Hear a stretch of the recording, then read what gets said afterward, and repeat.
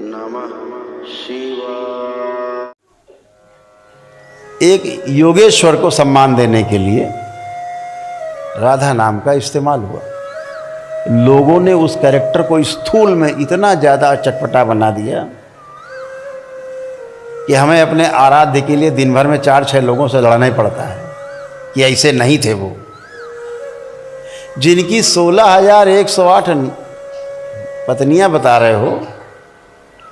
तो हमें महापुरुषों से भी पूछना पड़ता है कि उनके मस्तक पर आपने कभी मयूर पंख देखा है, मोर का पंख देखा है लगा श्री कृष्ण पे? क्या श्री कृष्ण इतने गरीब थे कि मोरे पंख लगा के घूमते रहे जिंदगी भर? लेकिन मोर पंख ही लगा रहा उनके। क्यों? क्योंकि भगवान श्री कृष्ण ने कभी किसी स्त्री के साथ संसर्ग नहीं किया।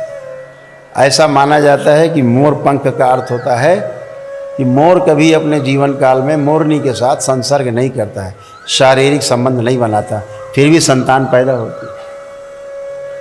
मोर से कुछ आंसू गिरते उल्टी करता छोटी सी, मोरनी खा लेती है उसको, गर्भ से रह जाती है। इसलिए मोर प्रतीक है भगवान श्री कृष्ण के मस्तक पर सुशोभित है। जिनको कभी किसी काम वासना ने छुआ तक नहीं है, उन्हें आप किसी एक कैरेक्टर के साथ जोड़ करके इस तरह से दिखा रहे हो।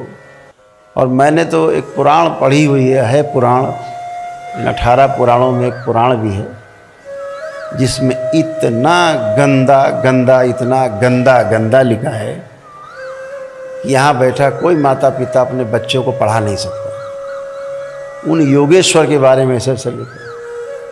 तो किताबों में मत जाइएगा कभी, ध्यान रखिएगा, फंस जाओगे। हमेशा अपने अनुभव की बात मानना। आज जो आप पहली सीढ़ी पे कदम रखने जा रहे हो, आज आप पहली बार अनुभव करने जा रहे हो जीवन का।